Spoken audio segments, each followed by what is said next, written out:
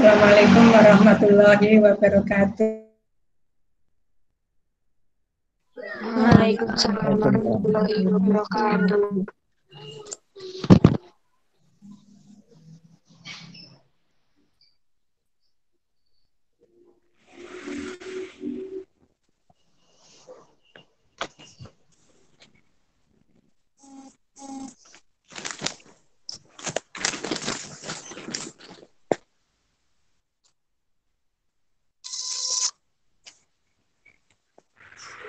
Menghasilkan nilai yang memuaskan. Nah, untuk pertemuan hari ini hanya akan mengulas materi-materi yang sudah Ibu berikan dari materi yang pertama sampai dengan yang ke-14. Materi yang pertama itu tentang sejarah, ya, sejarah bahasa Indonesia. Tentunya Anda sudah tahu bahwa bahasa Indonesia itu awalnya itu dari bahasa Melayu. Kemudian lanjut pada ejaan, ya, ejaan yang ada yang sudah kita pelajari sampai sekarang itu intinya adalah yang sekarang adalah ejaan yang disempurnakan. Jadi nanti ketika Anda menulis, Anda tidak lepas dari penggunaan ejaan yang disempurnakan. Paling tidak Anda itu harus mempunyai buku pedoman ejaan umum bahasa Indonesia EYD, ya, ejaan yang disempurnakan. Itu paling ya bukunya memang tipis, ya, tipis, paling harganya berapa, 10.000 atau berapa.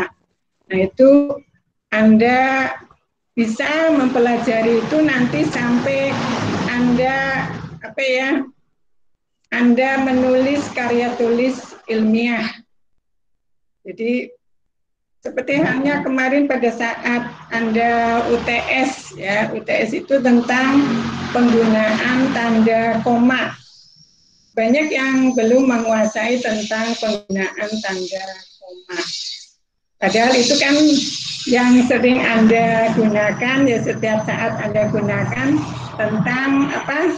Ketika Anda menulis, nah, tidak lepas dari penggunaan tanda baca, seperti tanda baca koma, tanda baca titik, tanda baca tanya, dan sebagainya.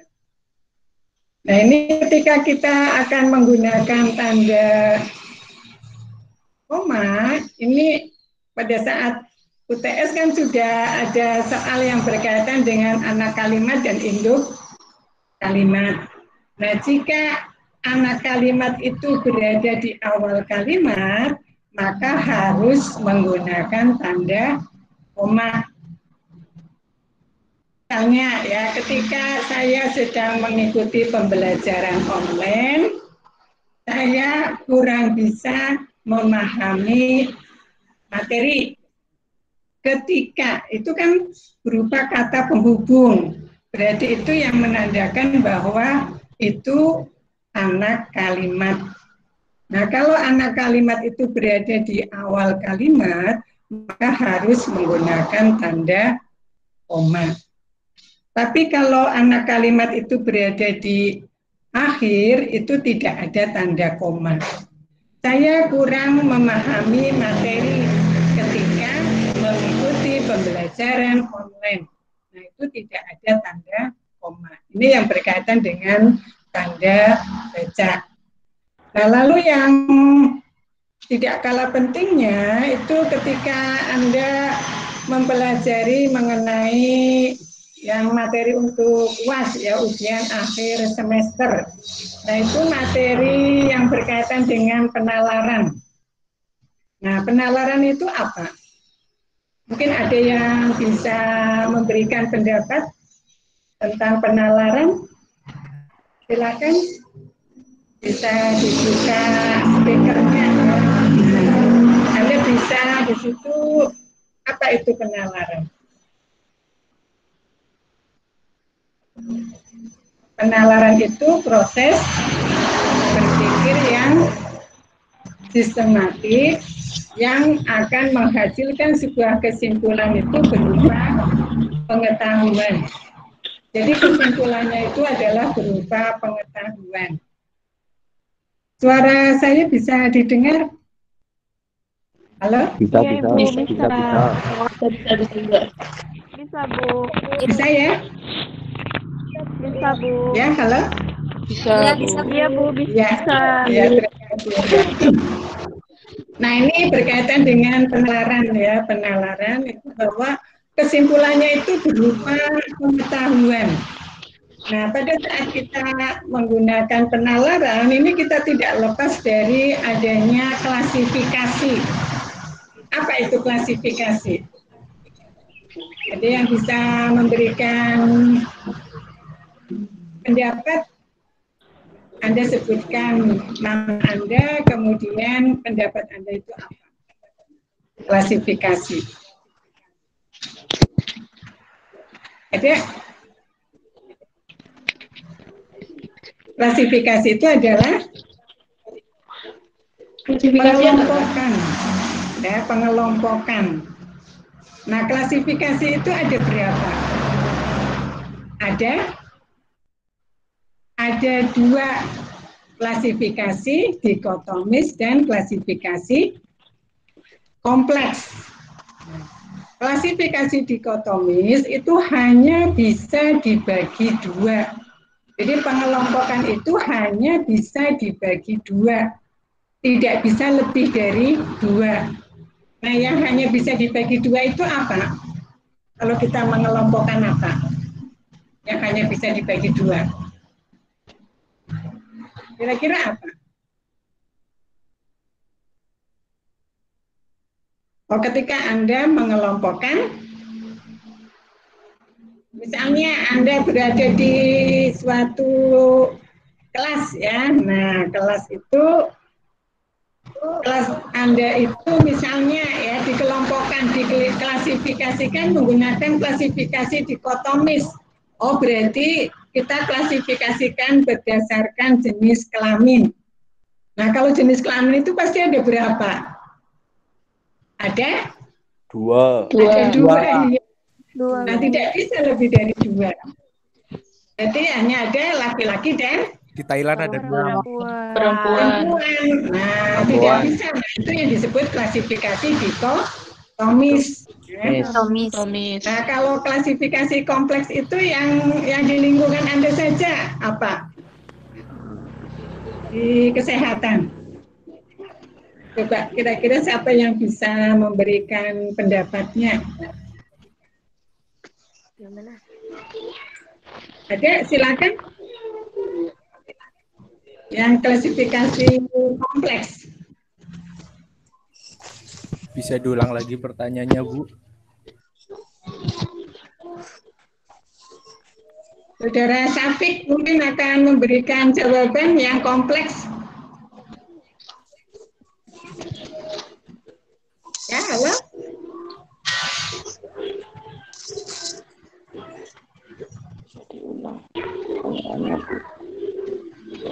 Kompleks itu misalnya di lingkungan Anda itu misalnya ahli medis. Nah, klasifikasi berdasarkan apa kelompok ahli medis bisa dikelompokkan menjadi berapa? Ada dokter, ada perawat, ada bidan, ya, ada Dokter gigi. yang apoteker ya. Nah, itu adalah klasifikasi kompleks. Jadi sudah paham ya untuk klasifikasi ya? Paham. Ada dikotomis, ada kompleks ya. Kemudian jenis penalaran. Jenis penalaran itu ada berapa? Ada dua, penalaran deduktif dan penalaran induktif. Kalau ada deduktif pasti ada induktif. Kalau deduktif itu kalau kita mengacu pada paragraf deduktif, berarti kalimat utamanya di mana kalau deduktif? Di awal apa di akhir? Awal paragraf bukan awal kalimat ya. Awal paragraf. Iya, paragraf. Ya, awal paragraf. Nah, sama halnya dengan penalaran deduktif. Kalau penalaran deduktif itu berarti pada awal ya, di situ ada berapa pernyataan. Kalau penalaran deduktif kan ada silogisme, ada antimem ya. Ingat tidak? Anda membaca tidak materinya? Ya, membaca. Membaca apa hanya sekedar diambil aja, nggak dibaca ya. Dibaca, Terus Bu. ujian bisa membuka gitu ya. Nggih. Ketika ujian UTS, Anda membuka catatan tidak? Oh, enggak, Bu. Saya tak murni nilainya. Oh ya, berarti Anda jujur ini ya. Jadi kalau memang pembelajaran Saya melihat, Bu. ini dosen itu tidak bisa melihat secara langsung. Nggih, Bu. Leres. Pembentukan karakter. Ya, pembentukan karakter, apakah Anda itu jujur atau tidak? Anda bertanggung jawab atau tidak? Tidak. Tentunya segala tugas Anda penuhi dengan baik. Nggih, leres. Anda termasuk orang yang disiplin atau tidak? Ini dosen itu tidak melihat secara langsung. Ya, inilah pembelajaran online. Jadi ada sisi kelebihan, ada sisi kelemahannya. Bu, Agustus berangkat apa enggak, Bu? Kapan? Agustus. Ini kalau anak sekolah malah sampai akhir tahun. Udah pusing ini, Bu. Sudah diusir dari rumah, Bu.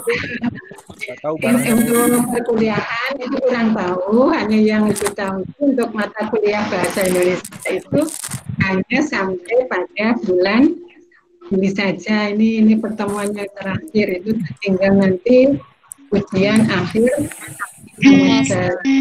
Jadi nanti Anda perkuliahan atau mata kuliah yang lain. Mungkin untuk mata kuliah yang berupa praktek mungkin ini ya. Halo. Mungkin masih pending, belum diizinkan. Ya, Bu. Karena itu adanya musibah pandemi corona. Ya, mudah-mudahan Anda di situ juga selalu sehat, selalu dalam lindungan. Amin. Amin. Saya juga pengen ketemu Anda ya secara langsung. Kalau secara tidak bisa ya melihat dengan jelas, tidak bisa mengenal Anda. Dan itu pun semua ya di lingkungan pendidikan itu semua merasakan hal seperti itu. Jadi mudah-mudahan apa yang terjadi di masa sekarang itu segera berakhir ya, corona segera hilang itu. Amin. Amin. Ya, apalagi ini tantangan bagi Anda sebagai medis ya. Ini perawat yang nantinya itu nanti berkomunikasi, berinteraksi langsung dengan pasien. Ya, mudah-mudahan nanti ya Anda selalu sehat, selamat ya. Sukses dalam Amin. hanya kelak. Nah, ini tentang silogisme, kembali ke materi penalaran. Jadi penalaran deduktif itu ada silogisme, ada antimem. Masih ingat tidak? Silogisme itu yang bagaimana? Yang lupa. Lupa. Silogisme itu ya ada 3 pernyataan. Pernyataan umum yang berupa premis umum, ya. Kemudian ada pernyataan khusus yang berupa premis khusus atau premis minor, dan yang ketiga adalah silogisme. Nah, silogisme ini adalah kesimpulannya. Ya. Nah, yang premis umum itu ada rumusnya. Rumusnya apa? Rumusnya itu A sama dengan B. Nah, sama kayak matematika ya, ada rumusnya. Sedangkan premis khusus itu C sama dengan A. Kalau C-nya ini sama dengan B, ini belum tentu nanti kesimpulannya itu C sama dengan sebagai contoh, semua mahasiswa S1 keperawatan melaksanakan pembelajaran online. Anissa adalah mahasiswa S1 keperawatan. Berarti kesimpulannya bagaimana? Kesimpulannya bagaimana? Ini saudara Anissa. Anissa itu ada Anissa Puji, ya. Kesimpulannya bagaimana? Anissa pasti mengikuti pembelajaran online. Sama kesimpulannya itu C sama dengan B. Tapi kalau pada premis khususnya itu Anissa mengikuti pembelajaran online, apakah Anissa itu mahasiswa S1 keperawatan? Kesimpulannya? Belum tentu. Ya, bisa saja mungkin anak sekolah melakukan pembelajaran online. Sama dengan B, ya kalau premis umumnya, kemudian C sama dengan A, sudah pasti C sama dengan B. Nah, sekarang antimem. Nah, antimem itu rumusnya bagaimana antimem? Anissa mahasiswa S1 keperawatan. Oleh karena itu, Anissa melaksanakan pembelajaran online. Sama dengan A. Oleh karena itu, C sama dengan B. Anissa melakukan pembelajaran online karena ia mahasiswa S1 keperawatan. Berarti rumusnya bagaimana? C sama dengan B karena C sama dengan A.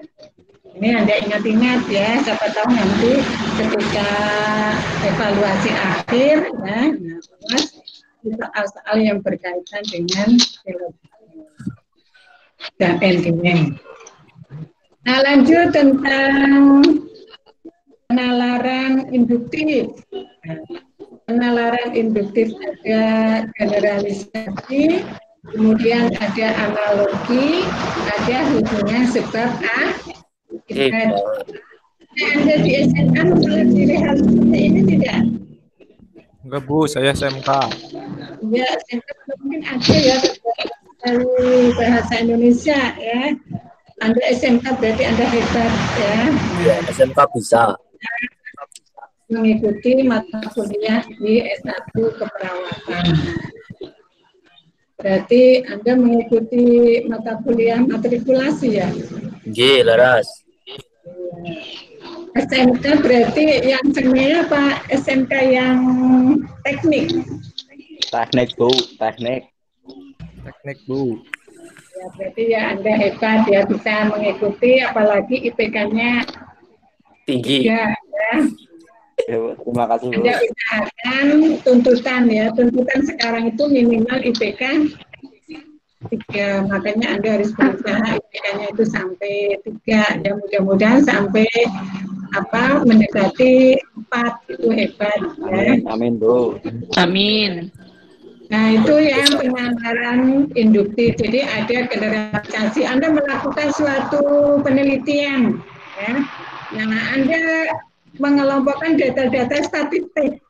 Nah, dari data-data statistik itu Anda ambil ada istilah median ya, ada yang sering muncul, kemudian nilai tertinggi, nilai terendah dan sebagainya. Nah, dari situ kemudian Anda menyimpulkan dari pernyataan khusus tadi, nah Anda simpulkan. Ini yang disebut generalisasi. Ya. Kemudian yang analogi. Analogi ini pada paragraf ya, pada paragraf analogi. Jadi pada paragraf analogi itu dua hal yang menunjukkan yang berbeda, tapi dalam perbedaan itu ada kesamaannya. Analogi beda dengan perbandingan. Kalau perbandingan itu kan ada kesamaan dan perbedaan dari hal-hal yang bersifat sejajar. Kalau analogi ini dua dunia yang berbeda tapi menunjukkan suatu kesamaan. Misalnya ya, Anda nanti ketika lulus dari UHB ya, Anda melamar misalnya di suatu rumah sakit. Nah, di mana di rumah sakit tersebut ada alumni dari UHB yang berprestasi ya, yang profesional, membutuhkan tenaga ya, tenaga perawat. Anda melamar di situ, Anda langsung diterima. Nah, karena Anda dianalogikan sama dengan yang sudah bekerja di situ. Itu namanya analogi. Jadi dua hal yang berbeda ditunjukkan kesamaannya. Mudahnya begini ya, manusia disamakan dengan hewan, mau tidak Anda disamakan dengan hewan? Ketika ada anak yang selalu bertengkar, disamakan dengan apa? Disamakan dengan Anak tetangga. anak tetangga. Disamakan dengan hewan dan disamakan dengan kucing dan tikus apa ya? Apa kucing dengan anjing? Yang ketika bertemu Dengan tikus. Ketika bertemu, nah Dengan apa? terus berkelahi ya. Tapi ketika tidak ada dicari, yaitu gambaran manusia ini analogi. Nah yang ketiga itu hubungan sebab akibat. Ada sebab akibat, ada akibat sebab, akibat-akibat dan sebab akibat yang berbeda. Hanya dengan yang terjadi saat ini pandemi, karena ini juga bisa menimbulkan sebab akibat yang berat. Ini yang penalaran. Kira-kira sudah bisa dipahami materi tentang penalaran? Nah, lanjut pada surat menyurat. Ya. Kalau surat menyurat ini pasti dalam hubungan pribadi itu tidak digunakan. Mengapa? Ya, karena sekarang sudah bergeser dengan teknologi yang canggih. Nah, teknologi yang canggih itu misalnya, ya, sekarang sudah WA saja dalam satu hitungan detik saja sudah sampai. Surat. Ya, kalau zaman dulu itu ibu Anda atau mungkin ya orang tua ibu Anda itu, nah kalau zaman dulu itu harus kirim surat saja dalam waktu 1 minggu baru sampai. Nah kemudian membalas lagi. Nah ini tentunya membutuhkan waktu yang lama. Nah dengan beriringnya perkembangan teknologi, akhirnya sekarang juga ada yang lebih canggih lagi. Tapi kalau surat resmi ini tetap ada, tetap digunakan sebagai dokumen pendukung ya, dokumen pendukung atau bukti. Sebagai contoh misalnya ya, Anda melakukan transaksi jual beli, nah berarti Anda harus melakukan surat perjanjian jual beli. Ada pihak 1 dan pihak 2, kemudian ada pasal demi pasal. Nah ini termasuk surat resmi ya, surat perjanjian. Kemudian yang tidak kalah pentingnya, ketika nanti Anda akan melamar pekerjaan, tidak ada seorang pun yang menempuh pendidikan yang tinggi, cita-citanya sebagai pengangguran. Ada tidak? Nah, pasti tidak ada. Tidak Ini ada. mahasiswa pada nganggur. Mau Bu. Pengangguran tapi uangnya banyak ya. Iya Bu. Ya mudah-mudahan tidak. Baca klik Bu. Oh, Sudah paceklik. kontrakan. Mudah-mudahan Anda ya tidak paceklik ya. Nah, ini kita bersyukur saja sampai hari ini kita masih diberi sehat, ya itu syukur yang luar biasa. Ya, Yang amin. banyak tapi tidak sehat, coba uang banyak pun itu nanti akan cepat habis kalau kita tidak sehat.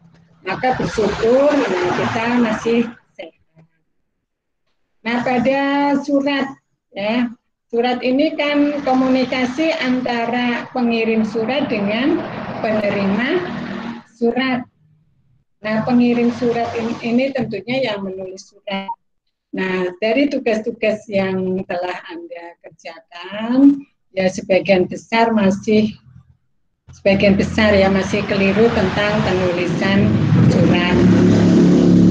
Penulisan surat itu kalau surat lamaran pekerjaan ini kan surat setengah resmi ya. Mengapa disebut surat setengah resmi?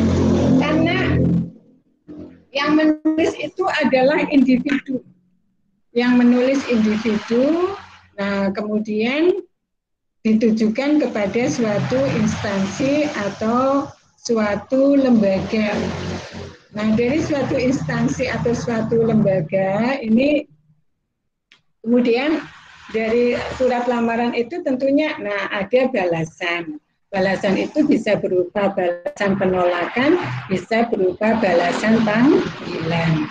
Nah, tentunya yang menyenangkan itu tentunya yang balasan apa? Balasan yang berupa balasan panggilan. Nah, supaya kita mendapatkan tanggungan, tentunya awalnya itu orang melihat pertama dulu itu dari suratnya. Ini surat lamaran pekerjaan seorang mahasiswa ya, seorang sarjana. Kok suratnya seperti ini? Tentunya tidak sesuai. Nah, yang pertama adalah Anda tuliskan tanggal penulisan suratnya. Nah, tanggal penulisan surat itu tentunya meliputi tanggal, bulan, dan tahun. Nah, ini tanggal, bulan, dan tahun itu tidak boleh menggunakan tanda strip atau tanda hubung. Misalnya sekarang 17 strip 7. Nah, itu tidak boleh. Tentunya harus Anda tuliskan secara lengkap. 17 Juli. Ini. Kalau surat setengah resmi berarti harus ada tempatnya. Tempatnya di mana? Nah, tempatnya di tempat Anda ya. Nah, misalnya Anda menulis di Purwokerto, ya Purwokerto, 17 Juli 2020. Kemudian di sebelah kiri itu Anda tuliskan apa? Kalau surat lamaran pekerjaan, Anda tuliskan apa? Anda tuliskan perihal dan lampiran. Kalau surat lamaran pekerjaan itu pasti ada lampirannya. Tidak ada surat lamaran pekerjaan itu tidak menggunakan lampiran. Pasti ada lampirannya karena Anda melampirkan beberapa dokumen yang penting. Nah, itu Anda tuliskan saja satu bundle. Tidak usah Anda hitung berapa lembar. 25 lembar, nah tidak usah. Satu bundle, misalnya itu. Nah, ini perihal dan lampiran. Kemudian kita beri jarak, ya kita beri jarak, misalnya 2 baris. Nah, kita tulis 2 baris, langsung YTH, tidak usah kata kepada. Tanpa kata kepada pun orang sudah tahu bahwa itu adalah alamat yang 7. PTH titik misalnya.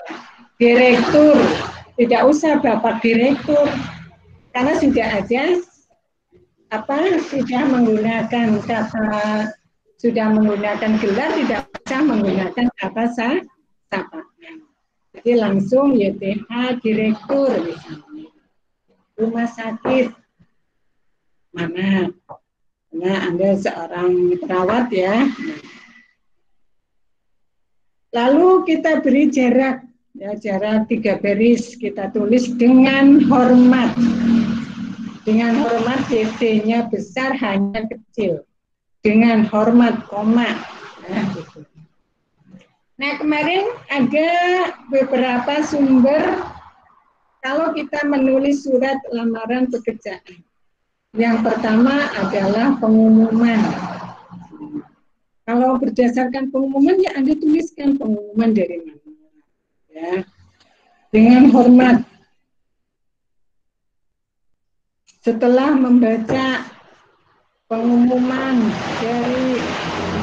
dari Departemen Kesehatan, nomor berapa, tanggal berapa, yang menyatakan bahwa rumah sakit mana membutuhkan perawat, maka yang bertanda tangan di bawah ini saya, nama, tempat tanggal lahir. Nah, itu sama ya.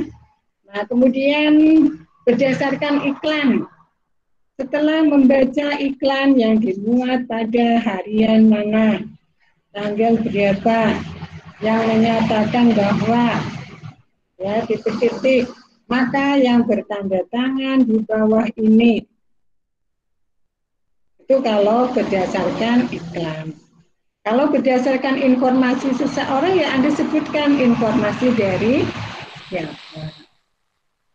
Nah, yang keempat, itu kalau atas inisiatif sendiri ya, Anda baru lulus, kemudian Anda pengen kerja, nah Anda hanya spekulasi saja, saya pengen daftar di rumah sakit. Nah, itu berarti atas inisiatif sendiri.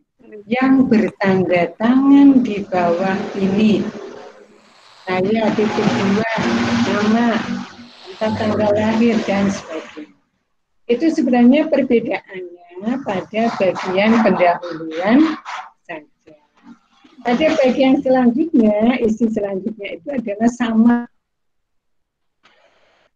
Jadi bahan pertimbangan Bapak, kalau kita tidak tahu bahwa pimpinannya itu laki-laki atau perempuan, kita sebutkan Bapak atau Ibu. Tapi kalau kita tahu bahwa pimpinannya adalah laki-laki, ya Bapak.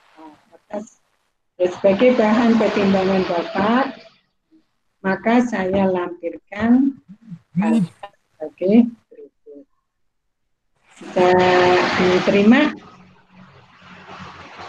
Bisa ya? Nah, kemudian kalau Anda misalnya Anda akan mengambil dokumen ijazah, kebetulan pada hari hanya kok Anda tidak bisa, ada kepentingan atau Anda tidak sehat, nah maka Anda menyuruh orang lain misalnya untuk mengambilkan. Apakah tanpa adanya surat untuk bukti bahwa Anda itu disuruh oleh seseorang? Nah, pasti harus ada bukti pendukungnya agar dokumen itu bisa diberikan kepada Anda. Ini surat kuasa. Kalau surat kuasa ini ada pihak satu dan pihak dua. Pihak satu pihak yang memberi kuasa, pihak dua pihak yang menerima kuasa. Ini tentang surat. Nah, materi yang ketiga ini tentang karangan ilmiah. Apakah terlalu cepat saya menjelaskan? Tidak boleh. Baik.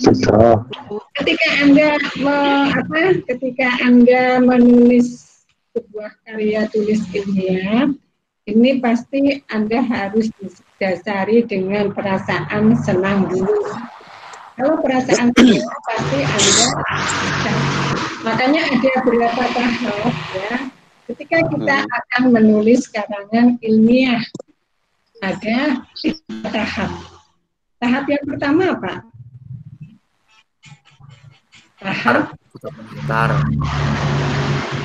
Tahap pra penulisan. Ya. Oh iya. Pra penulisan itu berarti tahap sebelum menulis. Nah, tahap sebelum menulis,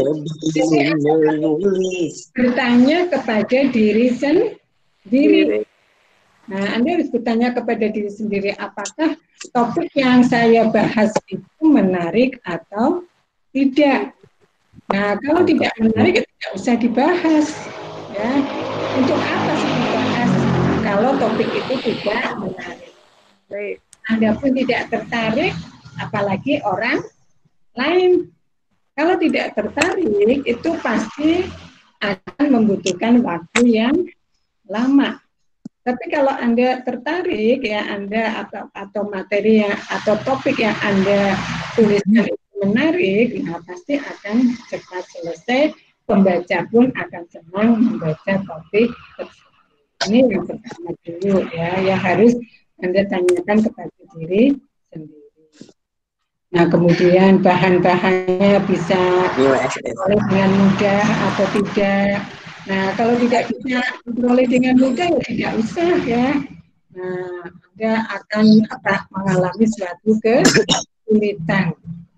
Ini ibaratnya ketika nanti Anda akan menulis karya tulis ilmiah. KTI, skripsi ya maaf ya, skripsi ya. Kalau S1 itu kan skripsi.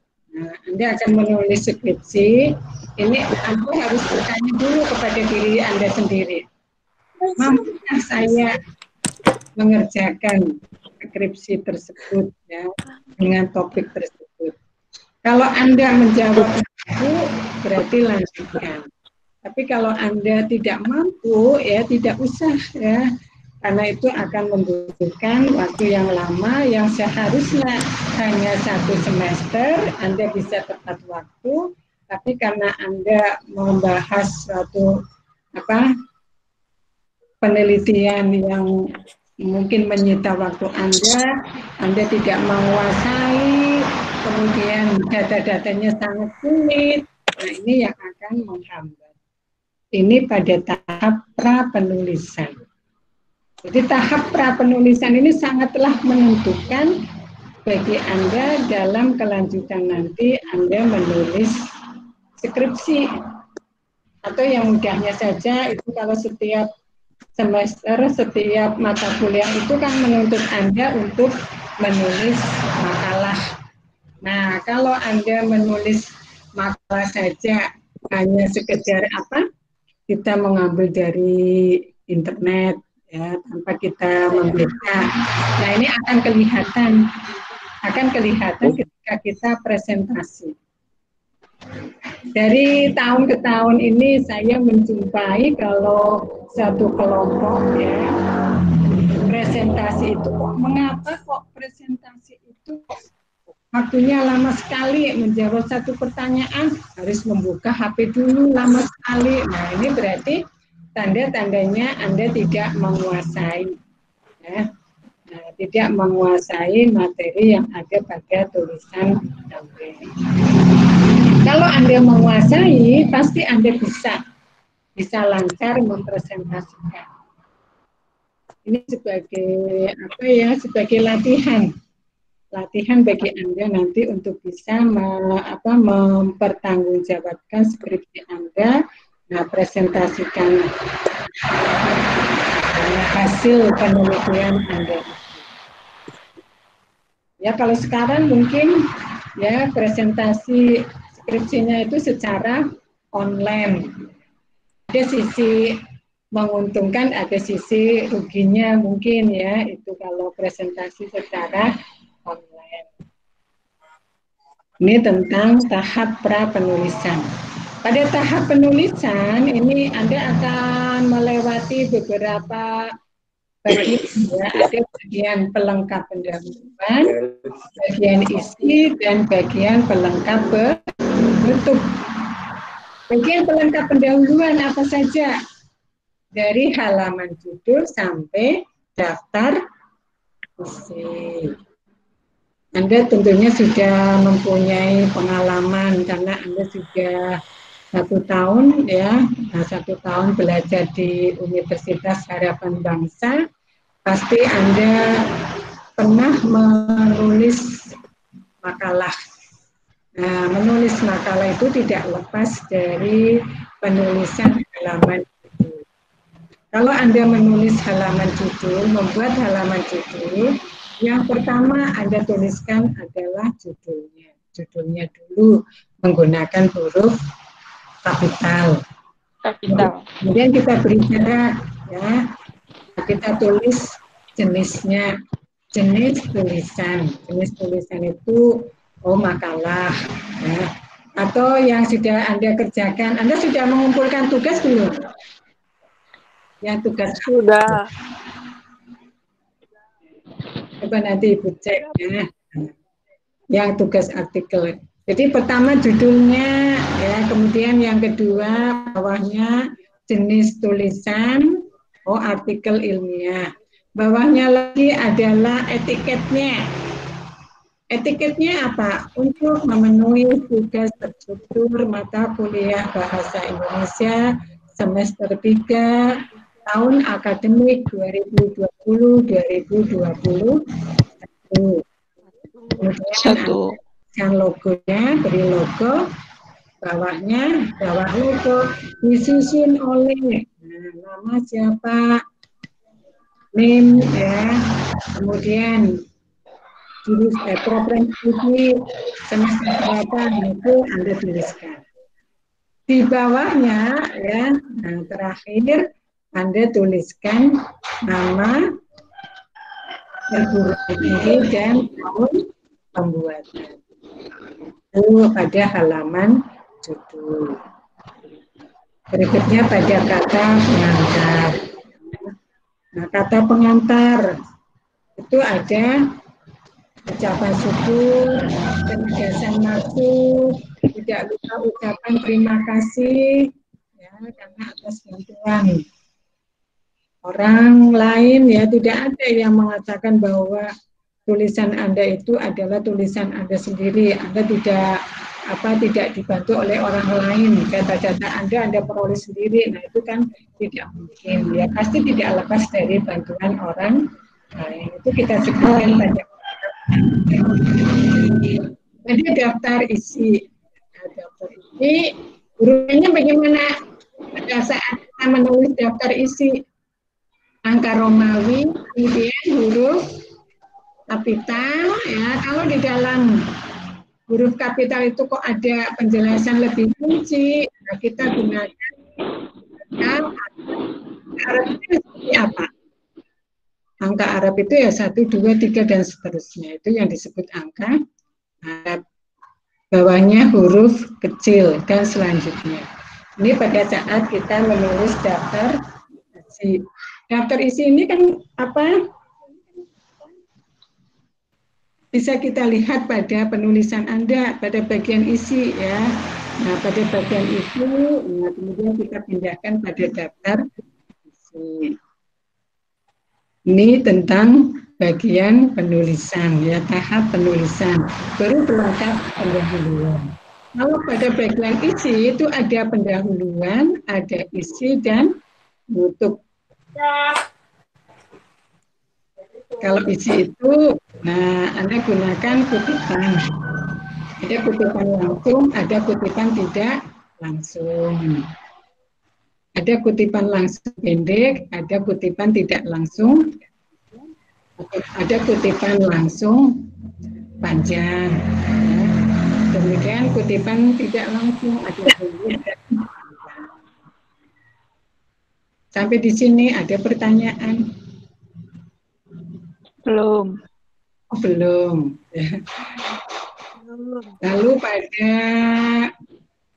bagian pelengkap penutup. Pada bagian pelengkap penutup itu ada daftar pustaka.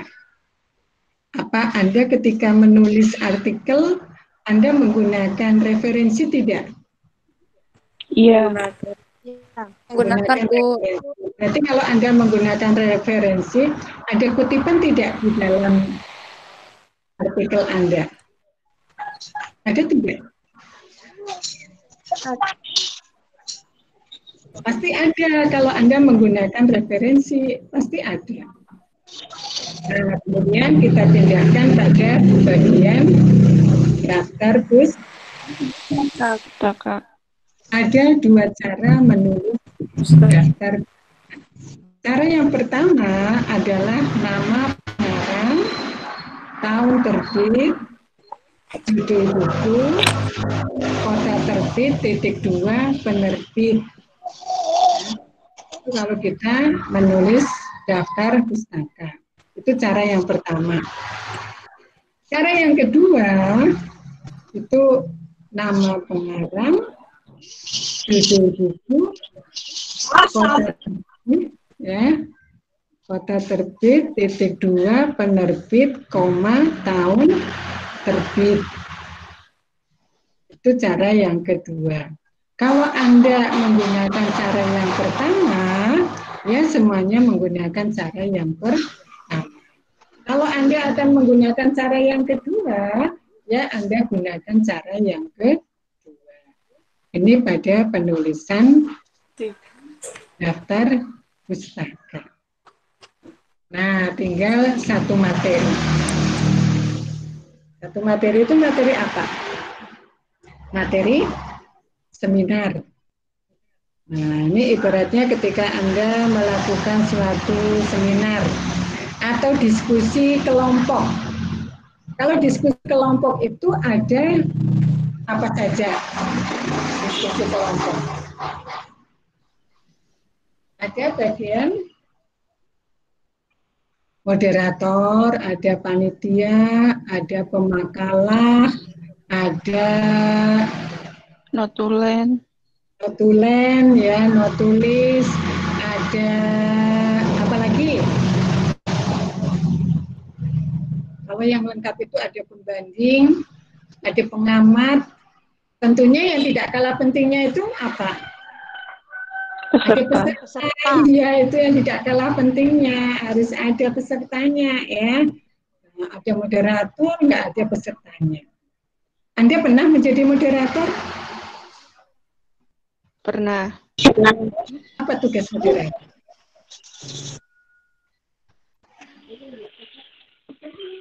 Ketika Anda presentasi di depan, pasti Anda ditunjuk moderator. Ketika Anda menjadi moderator, boleh nggak Anda menjawab pertanyaan dari audiens? Boleh nggak? Anda tidak boleh menjawab pertanyaan dari audiens. Ya. Nah, karena moderator itu hanya memandu jalannya diskusi, ya.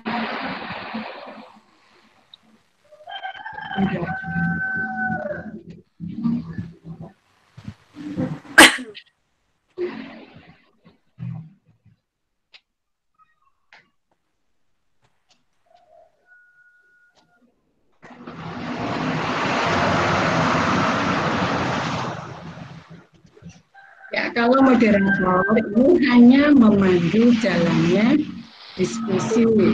Diskusi. Kalau jalannya diskusi itu dari awal sampai selesai. Nah, ini tidak boleh ketika ketika sedang presentasi kemudian Anda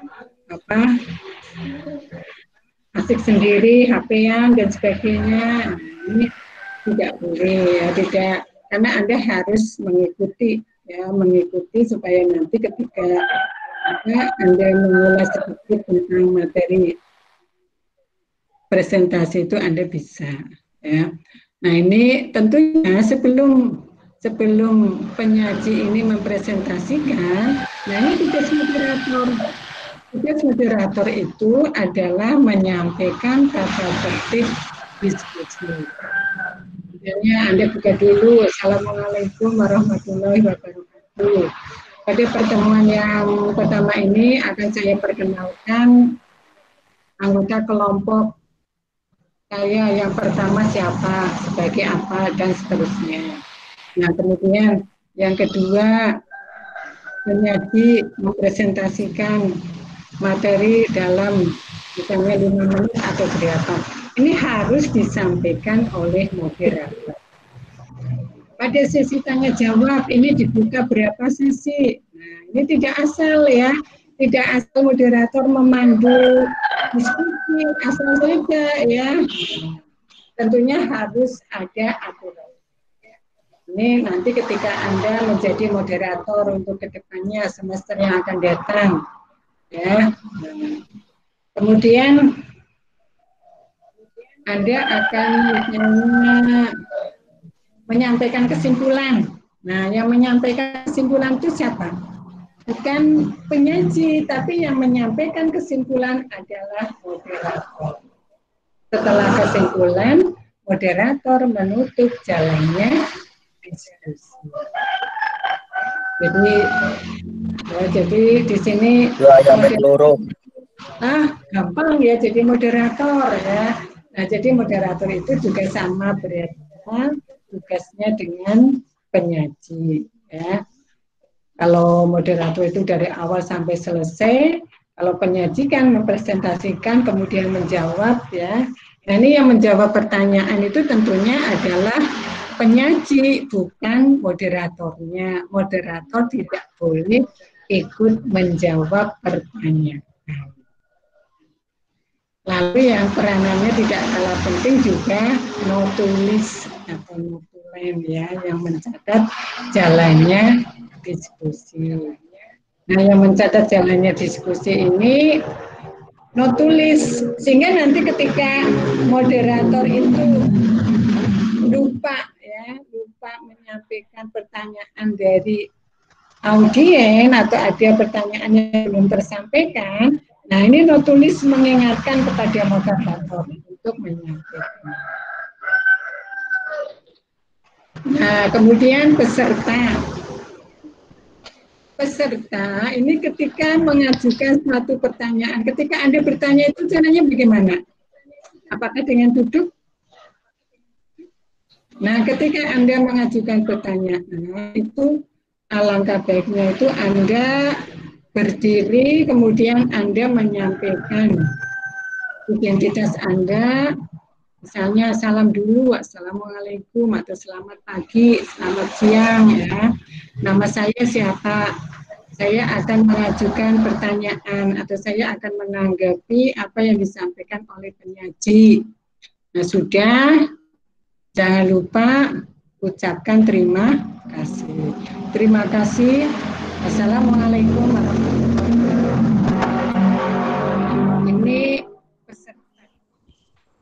Jadi dalam suatu kegiatan seminar ini semuanya mempunyai peranan. Jadi tidak hanya si A saja, moderator saja, semuanya berperan. Enak ya jadi notulis, hanya mencatat saja. Notulis pun juga berat ya tugasnya. Ya, sebelum ini saya tutup, mungkin ada yang perlu Anda sampaikan?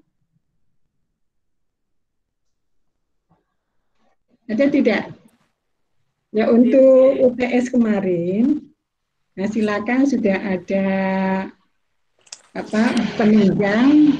Ya, soal penunjang silakan, kalau yang masih di bawah nilai 70 ya silakan Anda mungkin mengerjakan tugas.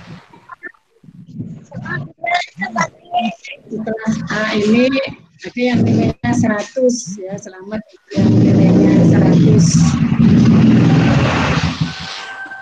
Dan nanti pada UAS nilainya juga bisa.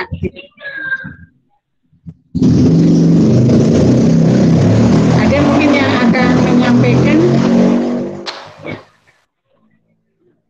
Tidak ada. Kalau tidak ada, silakan Anda pelajari dari materi penawaran, surat menyurat, kemudian karangan ilmiah, teknik penulisan laporan, lalu pada seminar. Anda pelajari dengan baik, tidak hanya untuk UAS saja, tapi Anda gunakan untuk seterusnya. Ya. Apalagi nanti mungkin di antara Anda ada yang menjadi tenaga pengajar atau dosen. Nah, Anda harus selalu menulis. Seorang dosen itu harus menulis, mengadakan suatu penelitian dan sebagainya. Tidak ada. Ya, kalau tidak ada, saya mohon maaf ya, dari pertemuan yang pertama sampai dengan 10 menit terakhir Anda hanya mendengarkan suara saya saja, ya, tidak melihat secara langsung. Kalau sekarang mungkin bisa melihat ya secara langsung. Untuk yang pertama dan mungkin yang terakhir secara resmi. Kalau resmi kita bisa bertemu dalam suasana yang berbeda. Ya, jika Anda mungkin bertemu di jalan, nah, saya tidak menyapa bukan karena saya mungkin sombong ya, tapi karena saya memang betul-betul tidak tahu. Karena saya harus menghafalkan sekian mahasiswa kan mungkin sulit ya. Tapi kalau Anda hanya menghafalkan, mengingat beberapa mahasiswa mungkin masih. Sebelum saya tutup, mungkin ada yang perlu Anda sampaikan, silakan. Ini masih ada waktu.